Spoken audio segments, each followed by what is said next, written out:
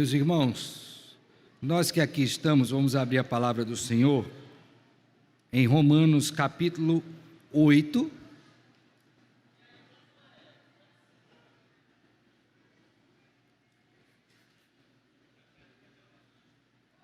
Romanos capítulo 8.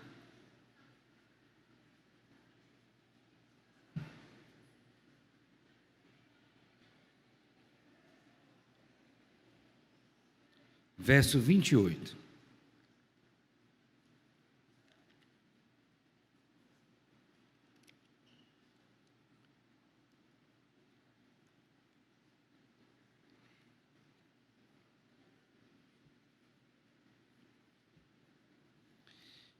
Antes de lermos, nós vamos orar ao nosso Deus, pedindo a graça dele sobre nós. Senhor, nesta manhã nós vamos tomar esta última porção deste capítulo da confissão de fé, à luz da Tua palavra, e rogamos que o Senhor, que nos tenha ajudado na compreensão desta doutrina tão preciosa, a doutrina da providência, também nos ajude, Pai, nesta ocasião a compreendê-la, e também a vermos este assunto aplicado na nossa vida, de modo que sejamos cada vez mais gratos, ó Deus, cada vez mais confiantes e esperançosos no Senhor. Nós pedimos isso, ó Deus, confiado nos méritos do Senhor Jesus Cristo. Rogo também por mim que o Senhor me dê a graça de falar com fidelidade e em amor. Assim oramos em Cristo, Senhor e Salvador nosso, com gratidão e perdão dos nossos pecados. Amém. Romanos 8, 28, diz assim: sabemos que todas as coisas cooperam para o bem daqueles que amam a Deus, daqueles que são chamados segundo o seu propósito. Meus irmãos, quando nós lemos este verso, corremos um risco de olhá-lo apenas isoladamente e não à luz do contexto de toda a epístola, escrita pelo apóstolo Paulo aos crentes em Roma. Ao fazer isso, a gente vai perceber algumas coisas. A primeira delas, e eu queria que você voltasse às páginas da sua Bíblia para o capítulo 1 de Romanos, é a compreensão do termo chamado. Note que no capítulo 1, nos versos 1, 6 e 7, o apóstolo Paulo usa este mesmo termo que está lá em Romanos 8, não é? Chamados. Ele diz assim: olha, Paulo, servo de Jesus Cristo, chamado para ser apóstolo, separado para o evangelho de Deus. No verso 6, de cujo número também todos vós chamados para ser de Jesus Cristo. Verso 7, a todos os amados de Deus que estáis em Roma, chamados para serdes santos. Note bem que nessa perspectiva apresentada pelo apóstolo Paulo, aqueles que são contemplados com o que temos aqui no verso 28 do capítulo 8, são os chamados pelo Senhor, aos quais ele se dirige no início da sua epístola. Logicamente que por extensão, isso nos alcança, então, uma perspectiva de futuro e também no passado. Então, todos aqueles que vieram antes dessa epístola ou após e que são chamados por Deus, devem olhar para este verso e se contemplarem aqui também, a saber, no fato de que têm ciência de que todas as coisas cooperam para o bem daqueles que são o quê? Chamados pelo Senhor. A outra coisa que a gente precisa ter em mente é que quando o apóstolo Paulo traz essa ideia, ele vai falar ao longo dessa epístola, até este ponto, sobre qual é a condição da humanidade, como que foi criada, como está e o que Deus pode fazer.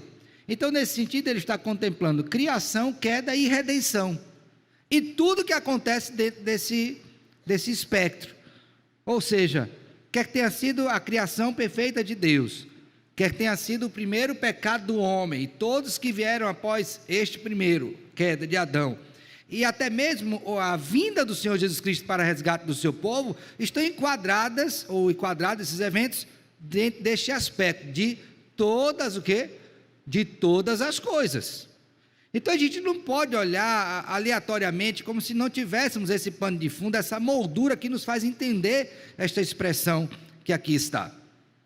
E a última coisa que a gente precisa olhar para esse texto, irmãos, é que quando Deus faz isto, ou seja, quando Ele nos enquadra enquanto chamados, quando Ele coordena todos esses eventos, Ele tem em vista um propósito estabelecido por Ele, que é o que está aí no final do verso de número 28, não é? Que ele diz assim, chamados segundo o seu quê? Propósito. Então, isso aqui está relacionado ao que Deus decretou desde os tempos eternos. Então, tudo o que está acontecendo debaixo desse propósito de Deus, que é expresso através do seu decreto. Então, a criação, a queda, a redenção, todos os eventos estão debaixo desse santo propósito do Senhor. Esta é a compreensão que nós deveríamos nos aproximar desse texto, como chamados de Deus, conscientes de que tudo está debaixo deste governo de Deus, tudo é encaminhado para um propósito estabelecido pelo Senhor. Agora, note bem que aqui temos dois aspectos desse propósito que precisam ser também trazidos à memória. O primeiro deles, e eu vou falar aqui por ordem de importância, é a glória de Deus. Então, tudo o que acontece tem como fim último o quê?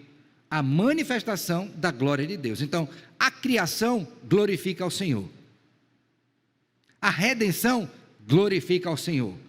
Todos os eventos glorificam a Deus. Por quê? Uma das razões é porque tudo acontece debaixo daquilo que Deus ordenou. Ok? A outra coisa que eu preciso ter em mente quando olho para esse texto é que é também um propósito de Deus o bem da igreja. E é sobre este que eu quero focar nesta manhã. É que a providência de Deus, a compreensão dela, nos encaminha à percepção de que Deus é glorificado por meio desta obra da providência, mas também a igreja ela é beneficiada.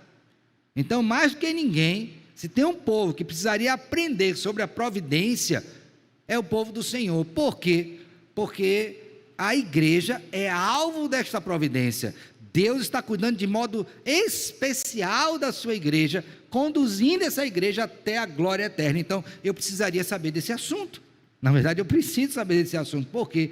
Porque ao conhecer estas coisas, eu vou ter mais firmeza para não somente servir ao Senhor, mas também alegria para servi-lo e uma firme expectativa que jamais será frustrada de que um dia Deus me levará consigo e finalmente eu estarei livre de todos esses problemas que são aqui próprios deste mundo caído, ainda que como redimidos vivamos neste mundo.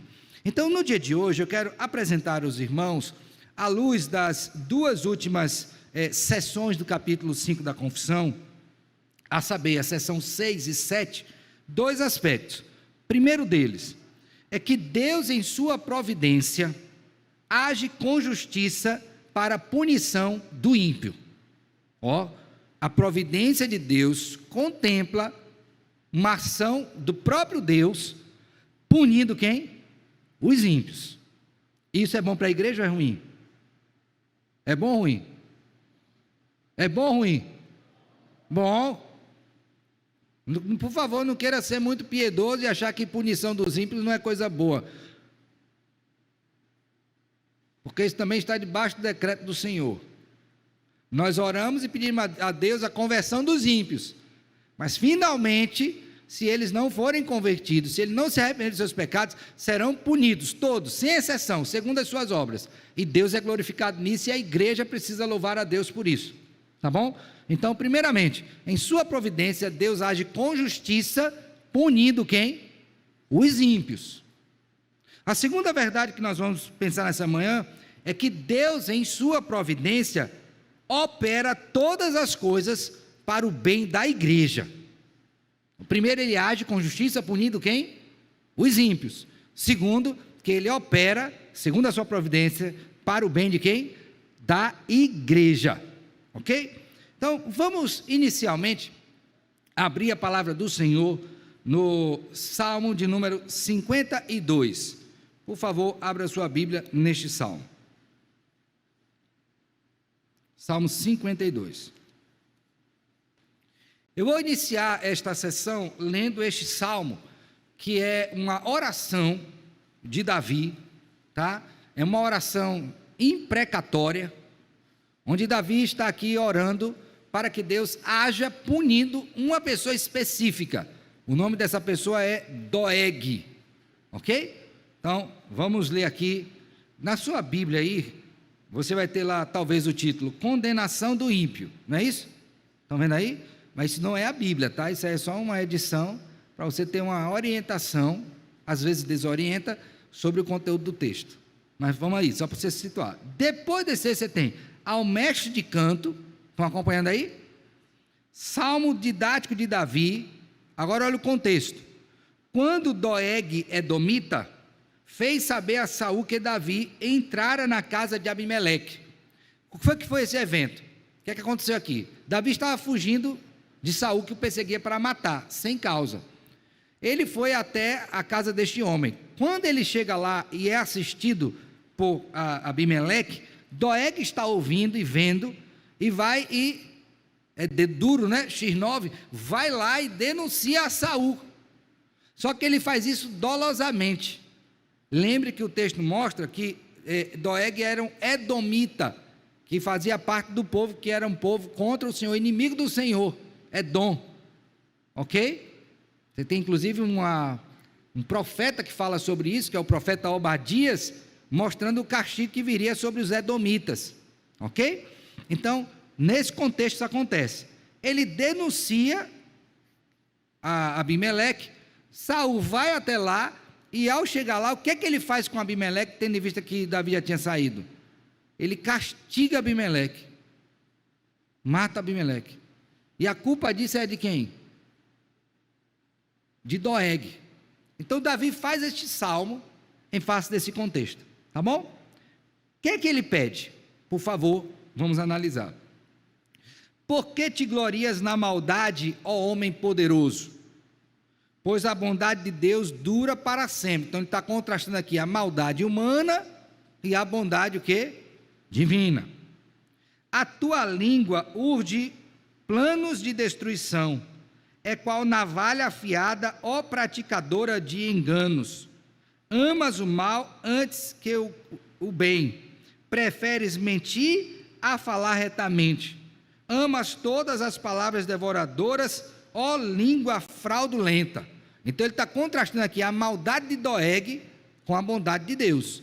E como foi que ele fez isso? Através da língua, denunciando. Ele tinha um plano maligno, ok? Diante disso, olha o que ele diz em seguida: também Deus te destruirá para sempre, há de arrebatar-te e arrancar-te da tua tenda e te extirpará da terra dos viventes. O que é que ele está dizendo aqui?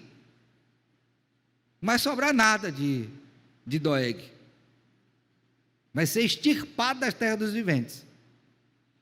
Os justos hão de ver tudo isto. Agora veja, ó, diante da ação dessa justiça retributiva do Senhor, punindo a Doeg, como que os justos vão olhar para esta ação providencial de Deus?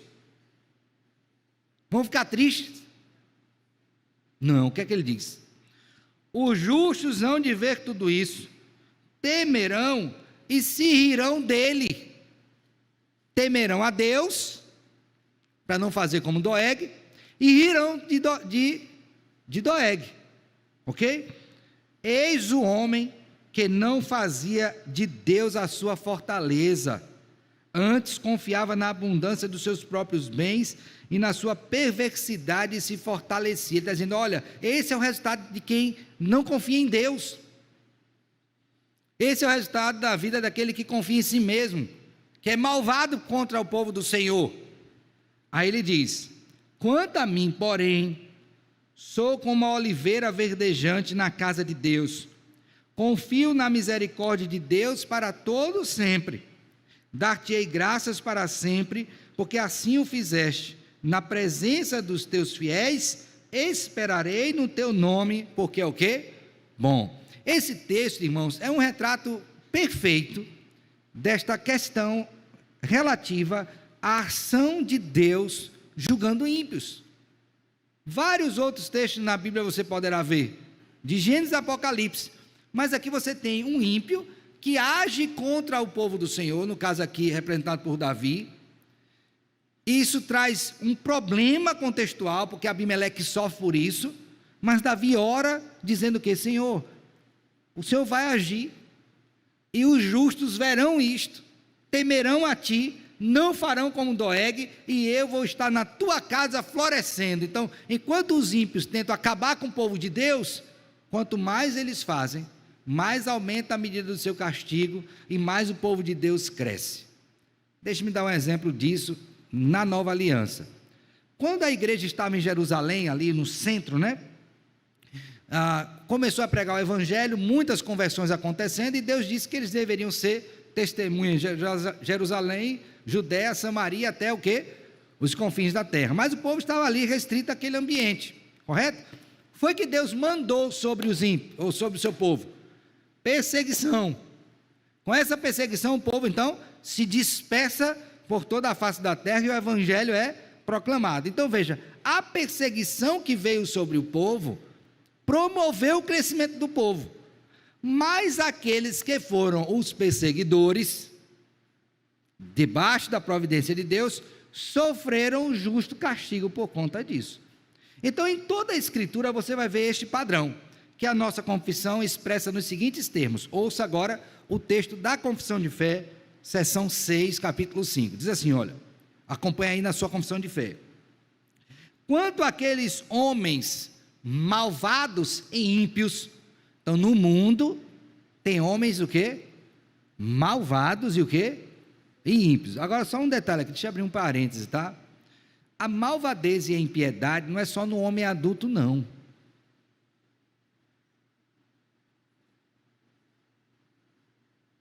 Porque a gente às vezes acha que criança não é malvada e ímpia. É porque é inocente. Meu irmão, eu não sei se você já teve a triste experiência de conhecer uma criança malvada e ímpia. É um negócio terrível, é estarrecedor. Então, às vezes a gente lê um texto desse, a gente acha que a faixa de maldade e impiedade é, digamos ali, de 20 a 50. Bota a 60, que é o de idoso. De idoso para frente não é malvado e ímpio. Então, essa faixa ali, da infância e a faixa da fase de idoso, não tem malvadeza nem impiedade. Você se engana. Então, quando a nossa confissão de fé aqui, expressando o que a Escritura diz, fala de malvadeza e impiedade, é toda a humanidade, independente da idade, meu filho. Você pode ter criança malvada e ímpia, e pode ter idoso também malvado e ímpio. E aqui eu não vou pedir para vocês fazerem uma busca, mas se vocês forem, em algum momento, confrontados com dados, vocês vão ver como as casas de recuperação de crianças e adolescentes estão cheias, e também tem idoso na cadeia, viu? Por coisas terríveis. Então Deus está falando, e aqui expressa pela nossa confissão de fé, que esses homens malvados e ímpios, ser humano malvado e ímpio, homem e mulher, independe da idade, da faixa etária, portanto, da condição social, intelectual, independe, tem no mundo gente malvada e ímpia. Por que eu estou enfatizando isso? Porque Deus nos ordena que nós sejamos simples como as pombas e o quê? Prudente como a serpente. Então cuidado para você não se entregar de todo o coração e não saber com quem você está lidando. Peça a Deus discernimento para ver. Estes homens, Deus como justo juiz, justo o quê? Juiz, então ele avalia o que está acontecendo diante do tribunal. O que é que ele faz com esses homens? Olha só, ele cega e endurece em razão de pecados o quê? Anteriores. Vamos ver um exemplo bíblico disso? No livro de Êxodo, Moisés é chamado por Deus para libertar o povo do Egito. E Deus ordena que ele vá até Faraó e diga ao Faraó o seguinte: liberte o meu povo para que me sirva. deixe o meu povo ir para que me sirva. Faraó não quer deixar, mas à medida que as pragas vão acontecendo, dá-se até a impressão de que Faraó está quebrantando o coração, só que ele diz uma coisa e depois volta atrás, ou seja, a cada praga que acontece, mais cego e endurecido ele fica, até o ponto de culminar na 10ª praga, que é a morte dos primogênitos. Mesmo depois da morte do seu primogênito, ele manda o povo ir, e depois o que é que ele faz? Se arrepende, e vai atrás do povo de Deus, com todo o seu exército, que finalmente perece no mar, que se abriu para o povo passar a pé enxuto. Então, note bem, que uma das formas de Deus punir o ímpio, é deixando-o ao sabor do seu próprio coração, fazendo cada vez mais cego e endurecido. É isso que a palavra de Deus nos mostra. Agora note bem, imagine que você está tratando com alguém em casa, tá? Eu vou usar o referencial do outro para você ter uma perspectiva.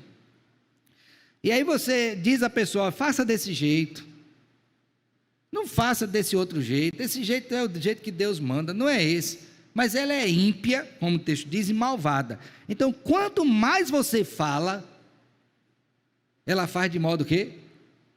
Diferente. Aí disse, meu Deus do céu, parece que quanto mais eu estou instruindo essa pessoa, pior ela está ficando. Pois é, homens malvados e ímpios, Deus cega e endurece. E não adianta falar não, viu? Porque se Deus endureceu, quem pode amolecer? Então peça a Deus que Ele nunca deixe o seu coração ficar endurecido, porque isso será terrível para você. Terrível. Diga, Senhor, não deixe que meu coração seja insensível, frio, duro à tua palavra, porque se isso acontecer, isso é uma expressão de juízo. Ouviram, irmãos? Um coração endurecido, cegueira espiritual, é expressão de quê? Juízo de Deus. Lembre disso.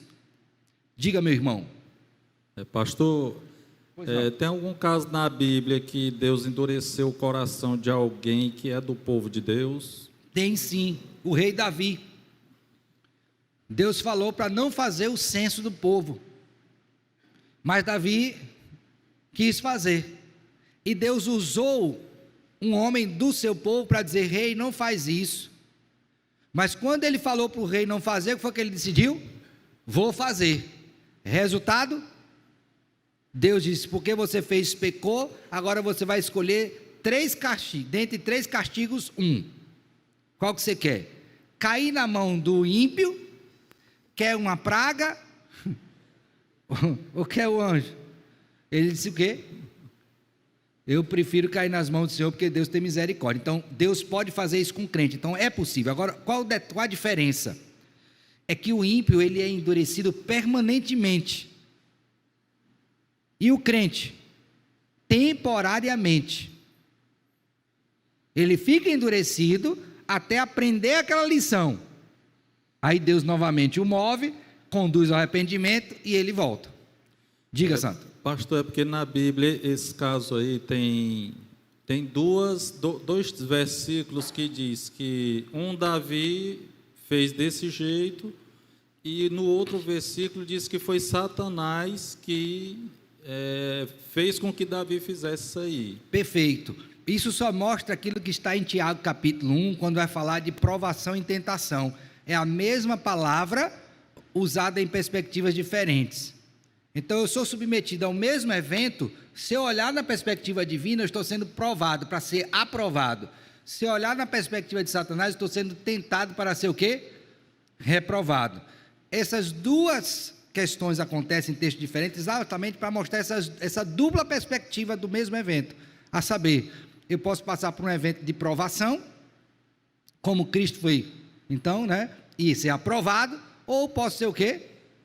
Reprovado. Então eu tenho que olhar para essas dificuldades, contemplando que as tentações ou provações, usando a mesma palavra, no final deve contribuir para o meu crescimento. Se eu cedo, portanto, se eu caio diante daquela tentação, aí eu tenho que rever o meu caminho e voltar-me para Deus em arrependimento, em dependência, em confiança dEle.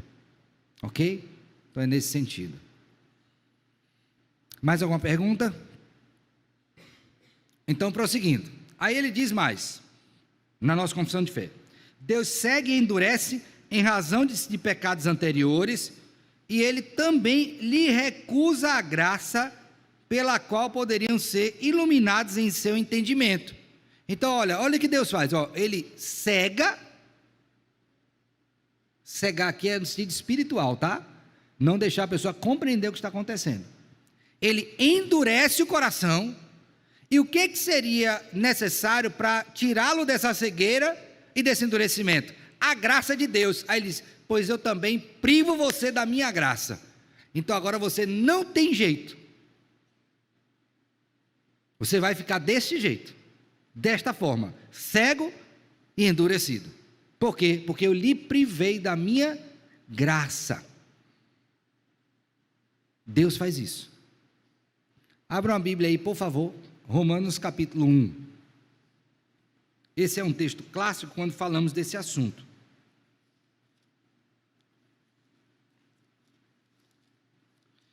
Há um tempo atrás eu falei aqui aos irmãos de que Deus se revelou ao homem através da criação, chamada revelação geral, e o fez também de modo especial.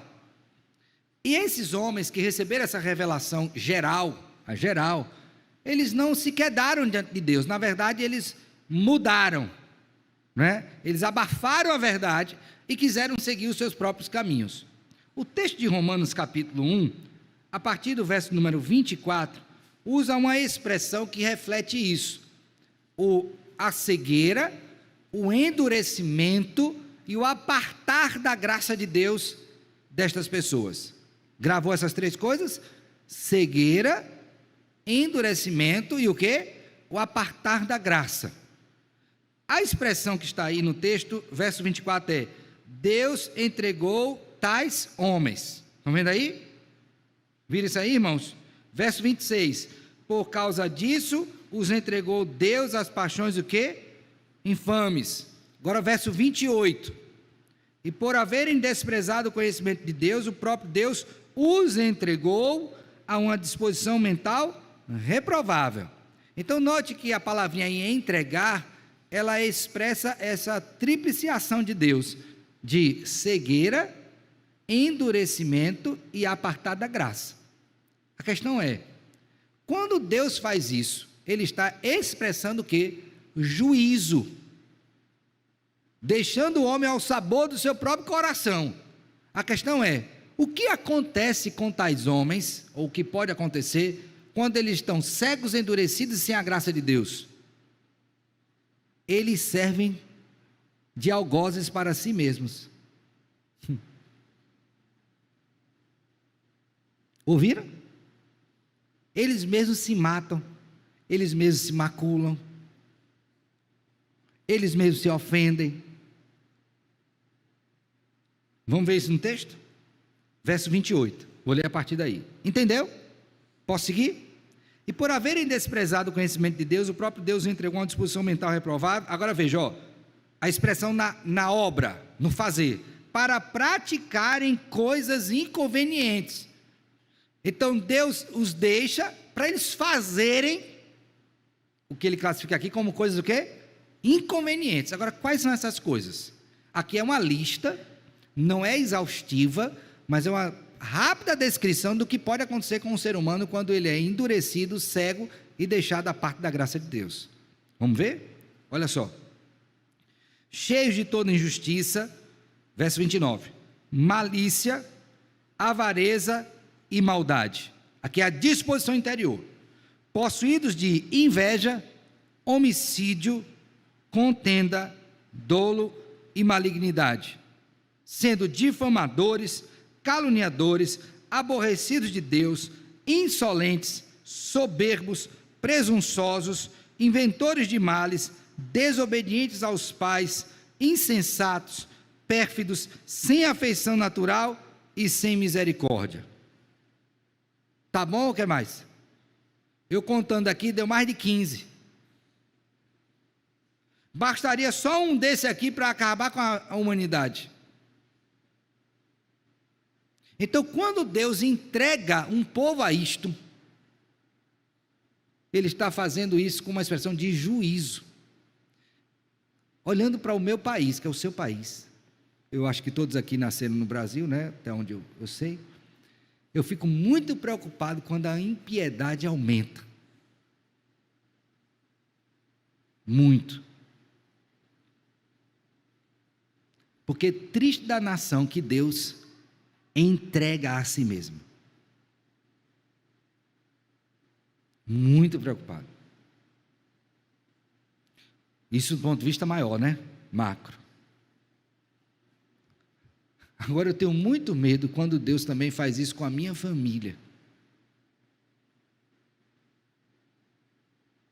Quando eu olho para a minha família e vejo o povo de Deus entregue, ou melhor, o meu povo, né?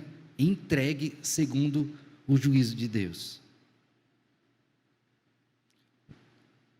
Toda família tem casos difíceis, né? Eu acho que a sua deve ter também. Não é diferente da minha. Quando eu ouço, eu digo, meu Deus. E o pior é que a gente vai, a gente fala, mas ainda assim o povo está o quê? Endurecido, cego, e o que é pior, apartado da graça de Deus. Isso é o pior. Por isso que uma oração que a gente tem na Bíblia é: não aparte de mim a sua graça, porque ai de mim se Deus apartar a sua graça. Ok? Ficou claro? Tem alguma pergunta? Alguma colocação? Diga, irmã de ouro. Bom dia, pastor. Bom dia, minha filha. Tem situações que a gente não pode fazer muita coisa. Às vezes você conversa com a pessoa e tudo, e a gente vê, no caso da pessoa, mal. Qual seria a oração para essa pessoa, para essas pessoas, no caso? Como eu deveria orar para expressar ao Senhor, no caso da impiedade? A gente deve orar para que Deus quebrante o coração dela, dê entendimento, portanto, ilumine. E isso é a expressão de quê? Da graça dele. Nós devemos orar por isso. Mas, finalmente, devemos finalizar a oração dizendo o quê? Contudo, não seja feita a minha, mas o quê? A tua vontade. Nós oramos para que haja quebrantamento, porque é desejo de Deus que todos sejam salvos, e eu tenho que acompanhar esse desejo de Deus. Mas é também desejo dele, quando expressa sua justiça, cegar, endurecer e apartar a graça de alguns. E eu preciso ter contentamento nisso também, porque o meu contentamento não é quando Deus faz a minha vontade, é quando Ele faz a vontade dEle, que pode ser o juízo sobre o ímpio, que a gente está vendo. Então eu continuo orando para a conversão, preciso orar, mas eu também devo descansar na providência do Senhor. Inclusive quando Ele executa seu juízo. Está claro? Perguntas mais? Alguma questão? Aí ele prossegue dizendo, aqui na confissão de fé, tá?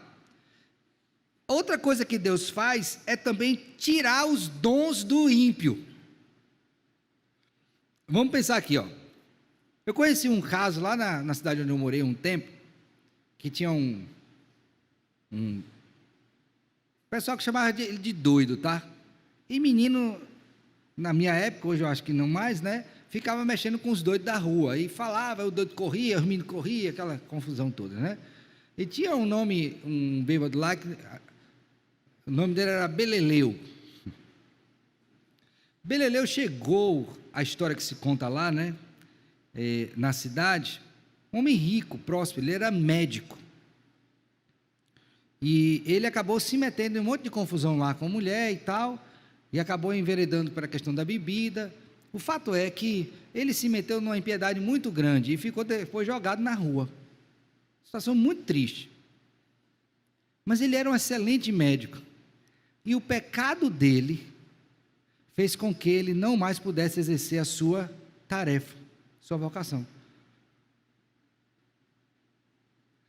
Homens ímpios e que agem impiamente, Deus também age retirando dele as capacidades que ele tinha de fazer algo bom, entre aspas, para a sociedade.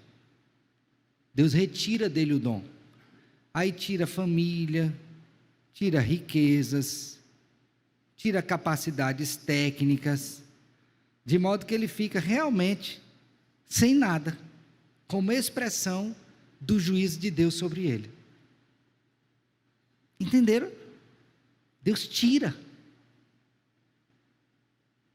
a vida, a vitalidade, força, vigor, deixa-o à mercê do seu pecado. E o que é que acontece com alguém que é, de alguma forma, alcançado por este pecado e esse juízo de Deus?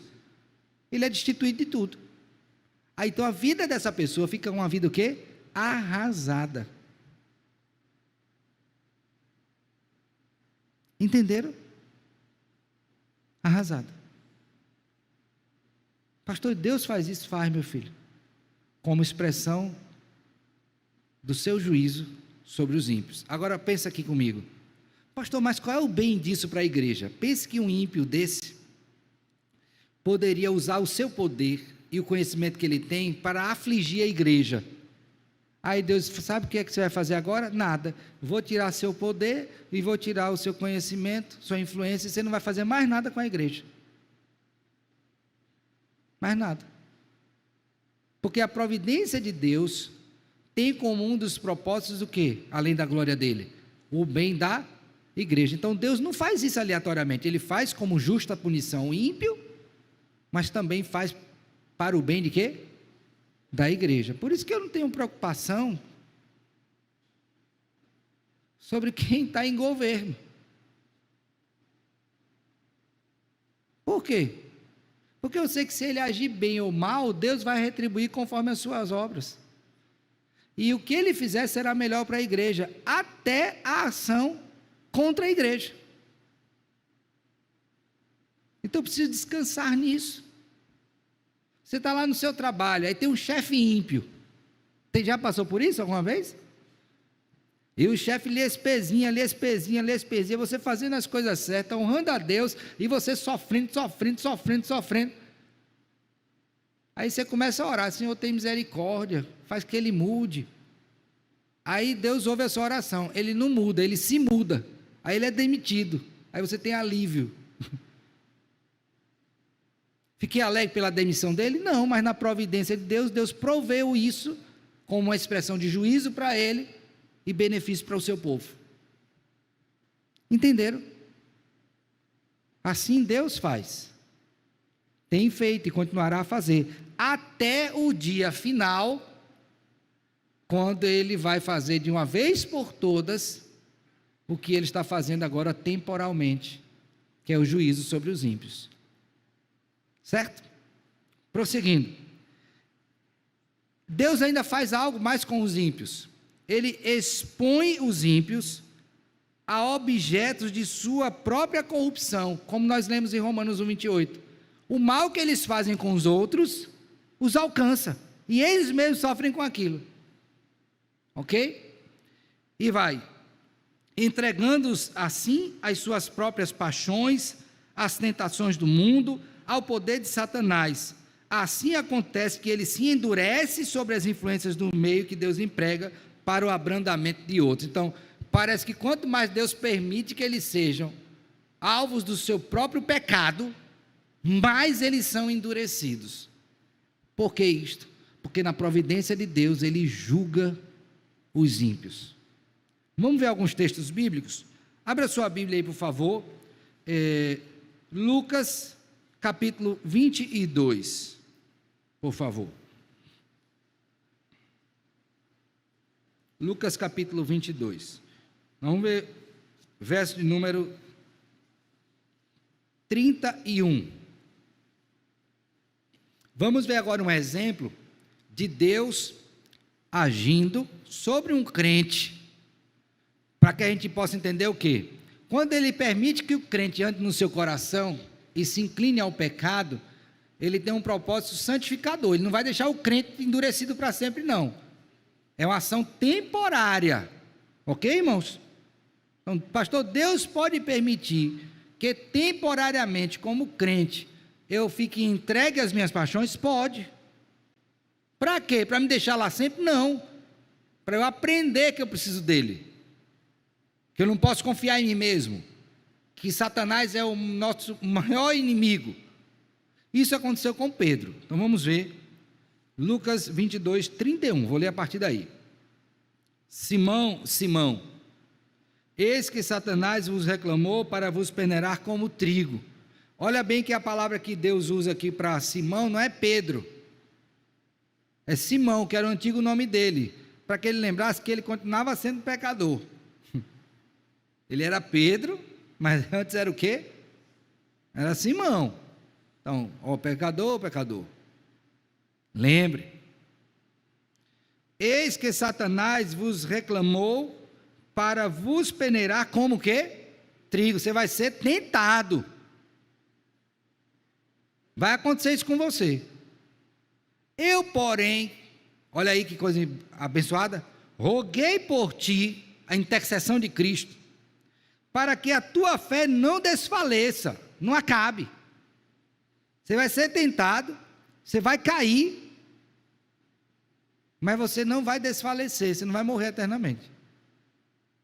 Então ele apartou a graça? Não. Endureceu o coração? Sim, temporariamente. Cegueira também? Sim, temporariamente. Não percebeu.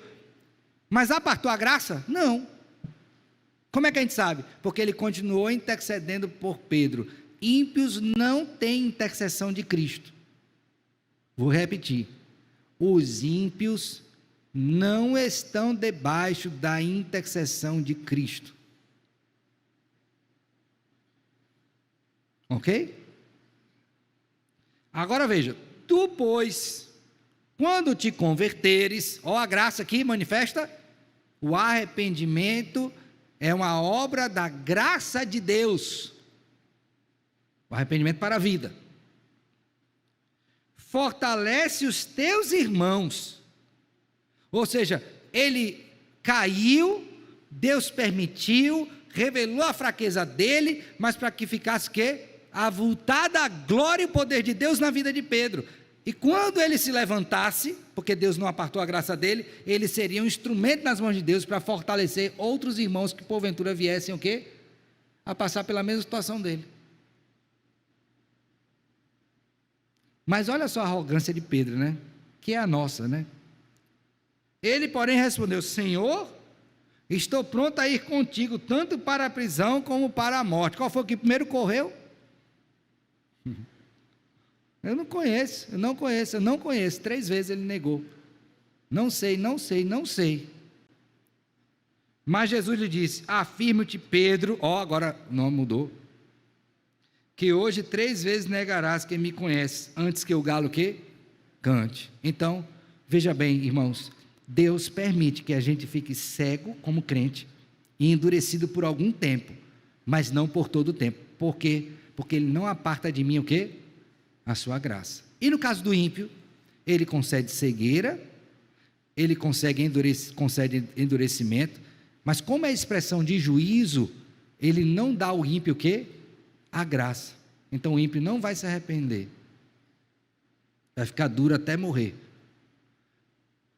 E quando estiver no caixão lá com o olhinho fechado, você vai ver o rosto assim, ó.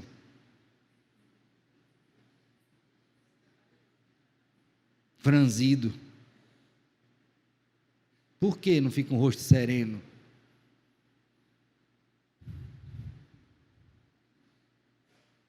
Pensa nisso.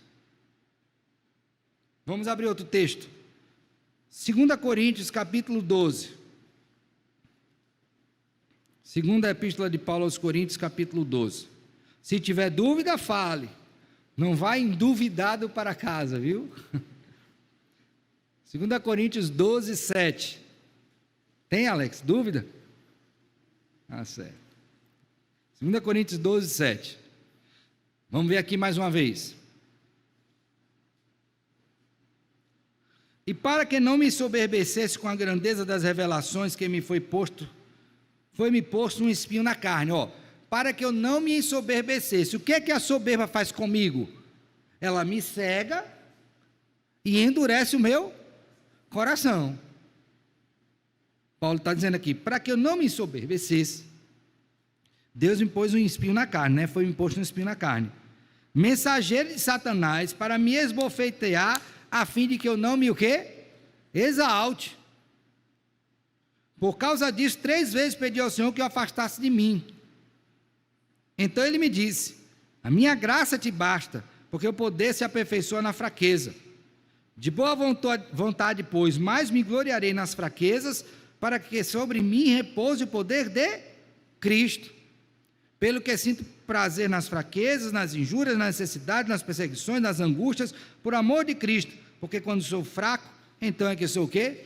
Forte. Então veja, Deus concedeu isso, mostrou um aspecto negativo do coração dele, que poderia ser a soberba por causa das revelações que recebeu, mas com graça colocou um espinho na carne para que ele não se soberbecesse. Ou seja, no caso do crente, ainda que temporariamente ele possa ficar cego e endurecido, não será finalmente. Por quê? Porque Deus não aparta dele a sua graça.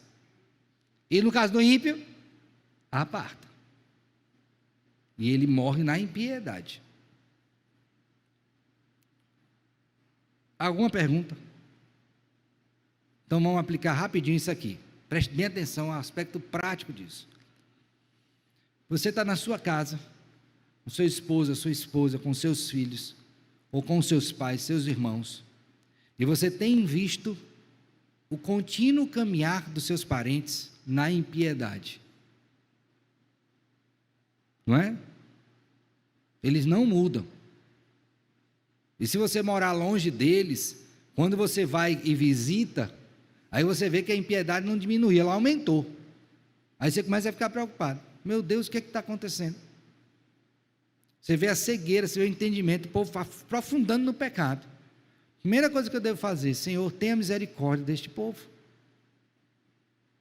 Mostre a esse povo a verdade. Não deixe que eles continuem nesse caminho. Como disse o apóstolo Paulo, eu desejaria ser anátema, separado de Cristo em favor dos meus irmãos. Mas finalmente pode acontecer o quê? Que esse seu parente, meu parente, não seja um eleito de Deus. E o que vai acontecer com ele? Cada vez que você for visitá-lo, se aproximar dele, maior será a impiedade. E daqui a pouco você vai começar a ver os efeitos do pecado, os efeitos degradantes do pecado na vida dessa pessoa. Então aquele aparente florescimento, né, vai começar a aparecer no rosto.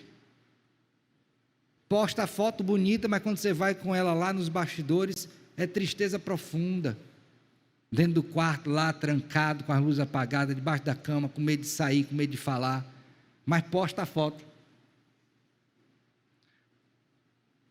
Mas está lá. Aí você espelha a sua vida pelo que você vê nas redes sociais. Poxa, que pessoa feliz. Mas quando você se aproxima, você vê a degradação que o pecado está causando na vida dela. O que é aquilo? Expressão do juízo de Deus. Na sua providência, Deus cega, endurece, tira a graça e retira dons. E isso não quebranta o coração da pessoa. Por isso que quando Cristo falou da parábola do rico e do Lázaro, o rico chegou lá no seu sofrimento e disse: Pai Abraão, manda Lázaro ir lá para falar aos meus, para eles saírem de lá. Ele disse: não, quem está aqui não passa para lá, quem está lá não passa para cá. E quanto a eles, eles têm a Moisés e os profetas. Ouçam-nos. Ouçam-nos. Então, como é que eu posso ver alguém mudar? É somente pela palavra de Deus. que o Espírito age pela palavra para transformar o coração de um pecador. Por que eu estou dizendo isso?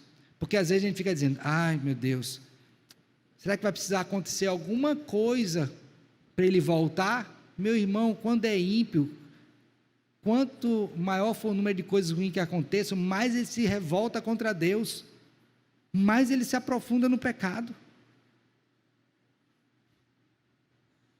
Vocês estão entendendo?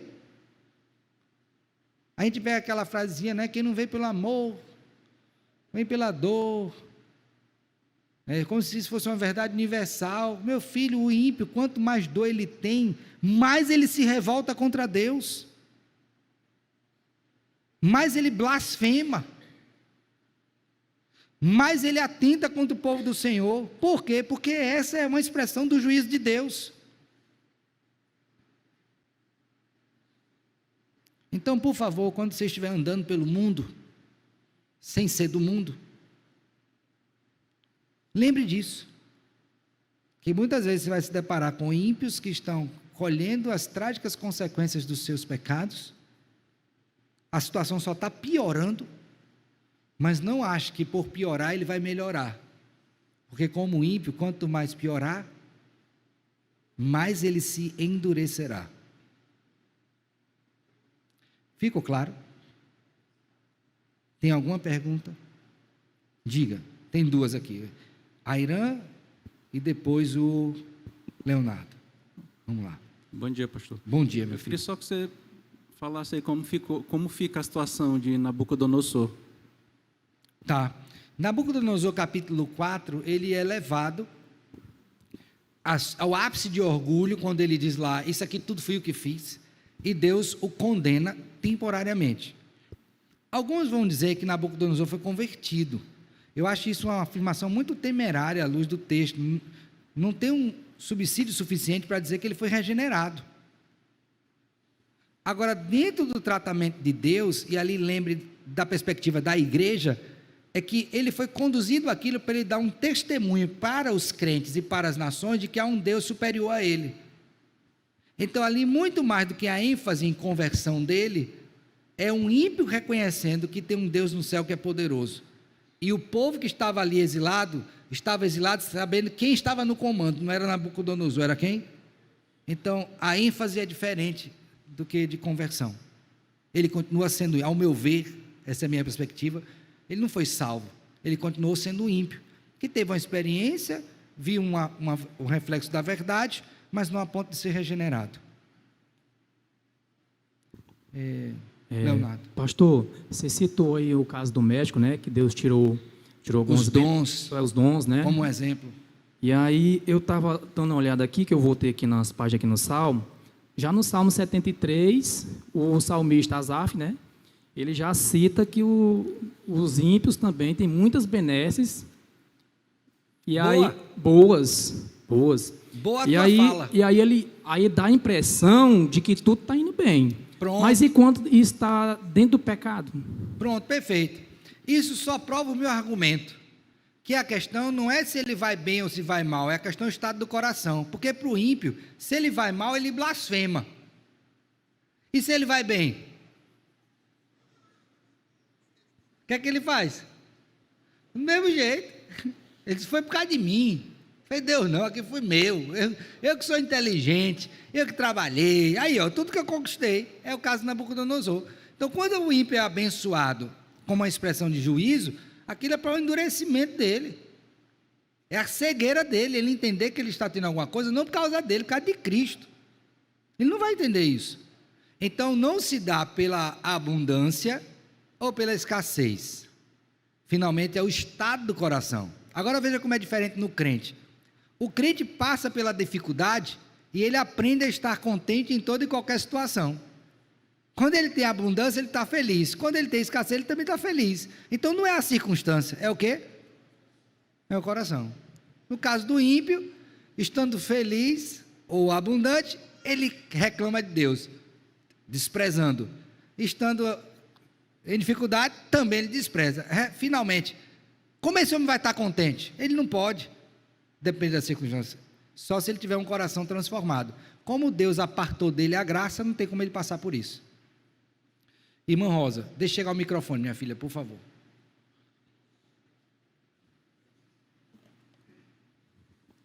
É só uma fala para fortalecer o que o senhor disse, dar como exemplo também. Eu tenho uma pessoa bem chegada na minha família, e na minha família, que eu digo, é do meu pai e da minha mãe, não é da minha aqui, né? Ela é mais jovem do que eu, e eu, assim que Deus me converteu, desde então, eu tomei como missão pregar a palavra para ela, até o ponto que ela chegou para mim e disse: olha, me deixe em paz, que eu não quero esse negócio de ser crente. Me largue. Aí, ok. Mas eu nunca a abandonei, né? Eu sempre a frequento, apesar de que ela não me frequenta. Então, assim que eu mudei para cá, fui visitar ela, e ela me disse que... perguntou se eu já estava aposentada, né? Eu falei para ela que não, porque ainda não tinha os pré-requisitos essenciais para isso, né? Aí ela me disse: pois eu já estou aposentada. Eu disse: mas como se tu é mais jovem do que eu? Ela disse: não, minha filha, eu fui procurada por um povo do interior, que eu forneci os meus documentos para ele como se eu morasse lá. Em troca, eles fazem um empréstimo no meu nome, e então eles ficam descontando até terminar, e depois a aposentadoria é toda minha. Então, eu já estou aposentada. Então, a sua fala de que está ruim e depois piora mais ainda o ímpio, afunda cada vez mais, tem nisso uma prática que eu vi na minha família, né? Muito triste. Eu vi muita gente ter que devolver o dinheiro, viu? Isso. Mas eu queria ressaltar também que não só no meio dos ímpios isso acontece, mas no meio de crentes também. Pois é, aí eu vou dizer tem uma gente coisa. que vai para o interior para dizer que mora lá para poder se O aposentar. cara vai ser aposentado, ele aposenta. A única terra que ele teve na vida foi embaixo das unhas, quando ele não cortava, né? Mas ele disse que é agricultor. Nunca viu terra na vida dele. Tudo bem. Aí ele ganha o aposento. Depois que ele ganha o aposento, ele gasta mais na farmácia de remédio do que o aposento que ele ganhou. Eu digo: foi bom esse dinheiro, não foi? Mas ele não para pensar que isso pode ser, ó, o que eu estou dizendo, pode ser Deus mostrando para ele: meu filho, não adianta você pegar atalho. Era melhor você não receber nada e não passar na frente de uma farmácia do que ganhar o aposento e ficar com a farmácia lá na sua casa. É um dinheiro que procede de impiedade, irmãos. Não é um dinheiro honesto. Vai burlar, morre com necessidade, mas morra fiel, morra íntegro. Não tem preço de integridade. É isso que a gente tem que procurar ser, irmãos. Agora, tem gente que quer dar jeitinho, tá bom. Agora, arque naquilo que você puder, que você não vai poder com tudo, com as consequências dos seus atos. Depois não reclama de Deus, viu? Não reclame de Deus.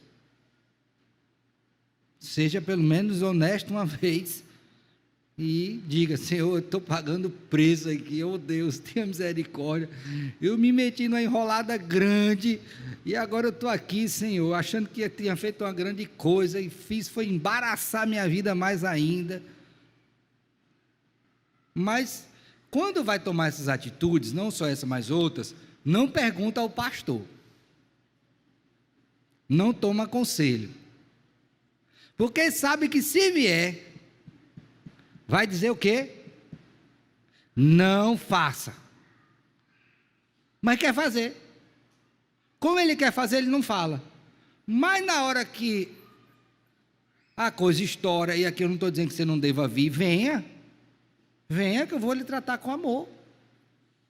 E o trato em amor passará para convencer você pela palavra que você estava errada. O Espírito vai lhe convencer disso.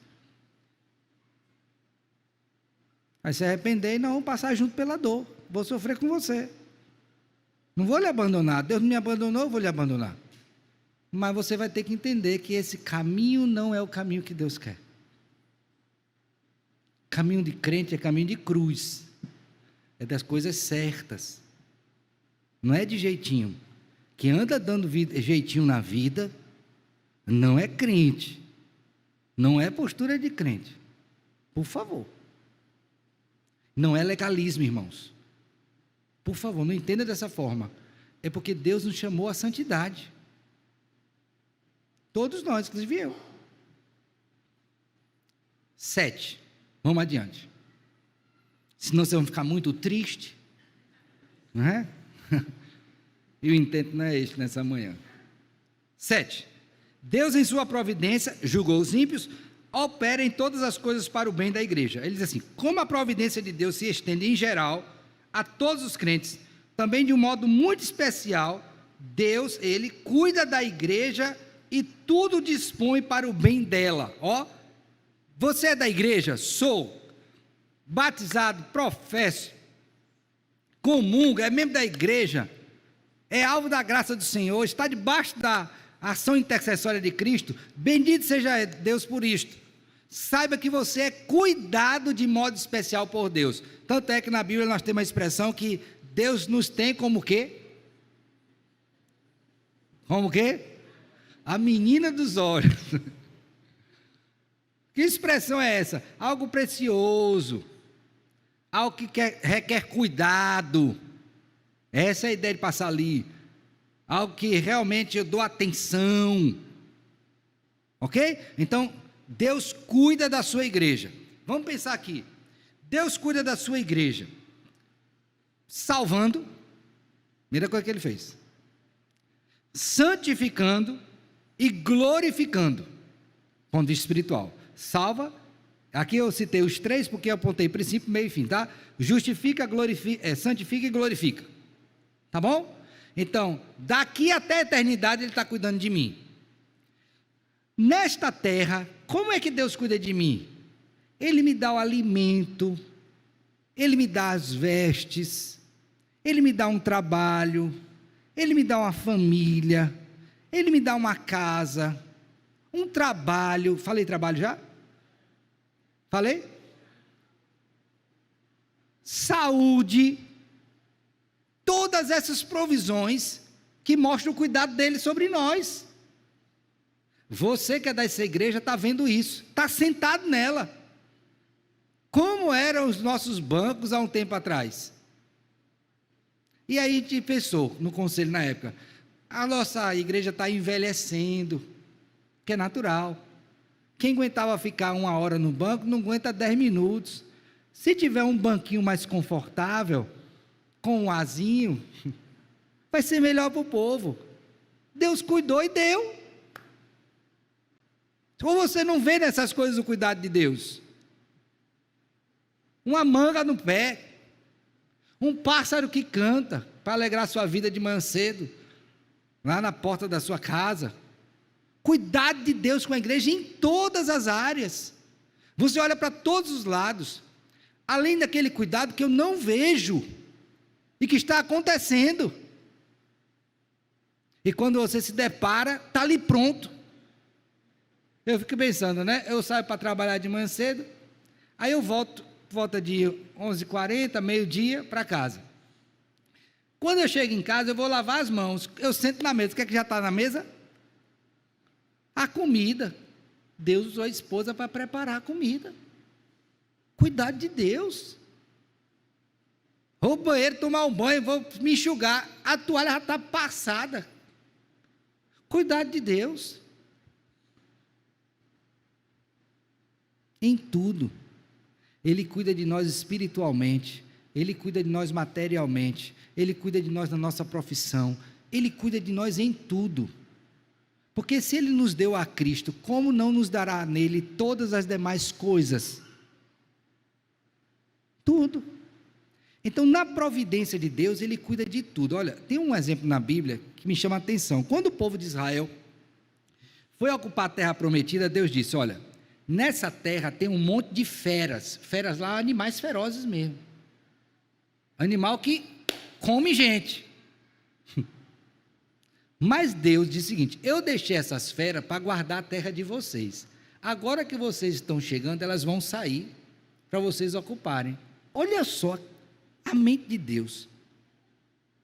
Deixou as feras para a terra ficar o quê? Preservada.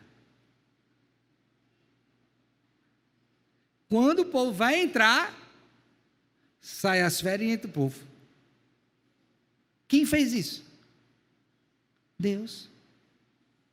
Então, eu preciso pedir a Deus que Ele me dê sensibilidade para nas coisas menores, até as maiores, porque todas são igualmente importantes, eu percebo que a mão de Deus.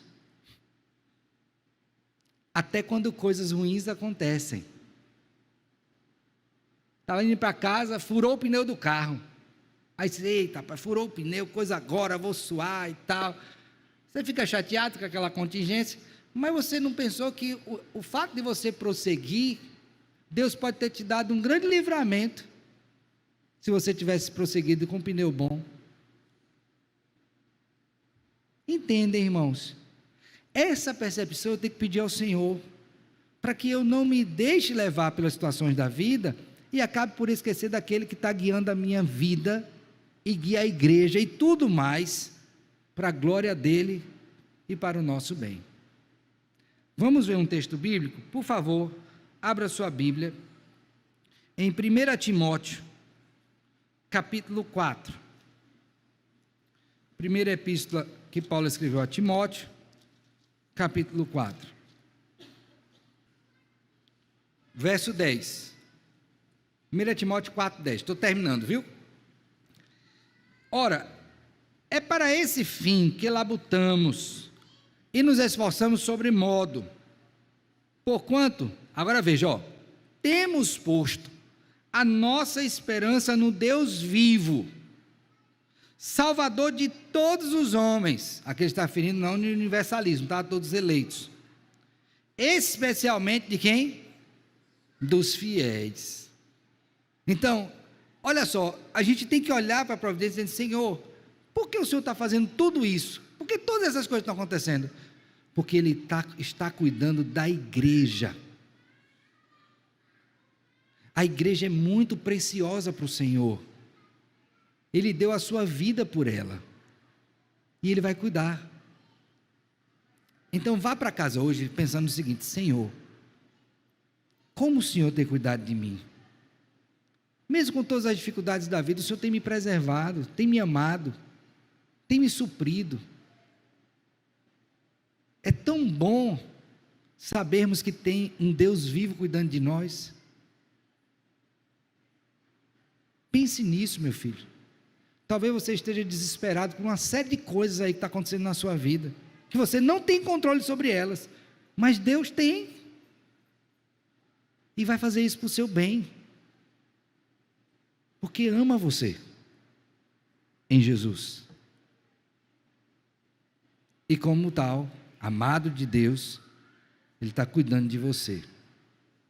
Agora, por outro lado, pare de ser ingrato, murmurador, insatisfeito com a vida.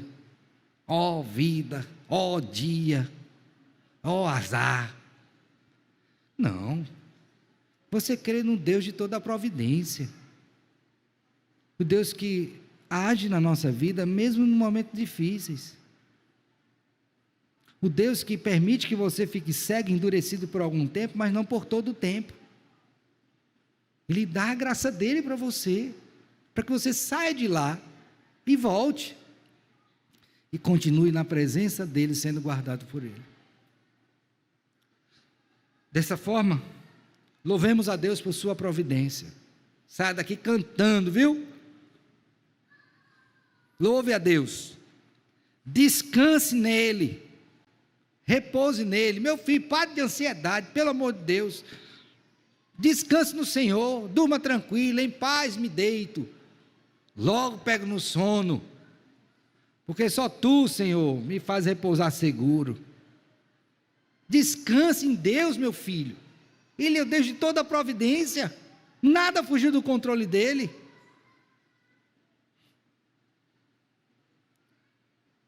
Nos alegremos. Olha, quem sabe que Deus cuida da vida, anda alegre. A alegria é fruto do Espírito. É percepção desta realidade que é o cuidado de Deus conosco. Lembre disso, seja alegre.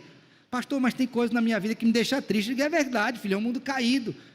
Mas a alegria com o fruto do Espírito é permanente, porque mesmo em meio às coisas difíceis, eu sei que Deus cuida de mim. E isso deve nos alegrar. Agora, diante disso tudo, não se esqueça que você tem responsabilidades. Então não vá viver como se vivesse ao acaso. Já que Deus faz isso, então comamos e bebamos, porque amanhã morreremos. Paulo diz isso em 1 Coríntios 15, 32. Não é assim não. Eu sei que Ele está no governo, mas Ele me faz um ser responsável. Então aquilo que me compete, vamos lá, exemplo, Deus me alimenta? Sim ou não? Mas quem tem que fazer a comida? Na maioria das vezes. Quem tem que botar na boca? Quem tem que mastigar? Sou eu, meu filho. É minha responsabilidade. Ele me dá trabalho? Sim. Mas quem tem que acordar cedo? Quem tem que trabalhar? Sou eu. Ele me protege? Mas que de noite quem é que fecha a porta da casa? E com isso eu estou mostrando que eu tenho responsabilidades. Mas eu não vou conseguir fazer tudo, porque eu não sou Deus. Então eu descanso nele, na ação soberana dele, mas não repouso das minhas responsabilidades diante dele e uns dos outros. Que Deus tenha misericórdia da sua vida, que você entenda essa doutrina e ela possa nortear a sua vida para que você viva mais e melhor em gratidão ao Senhor e em plena dependência dele. Que Ele te abençoe. Amém.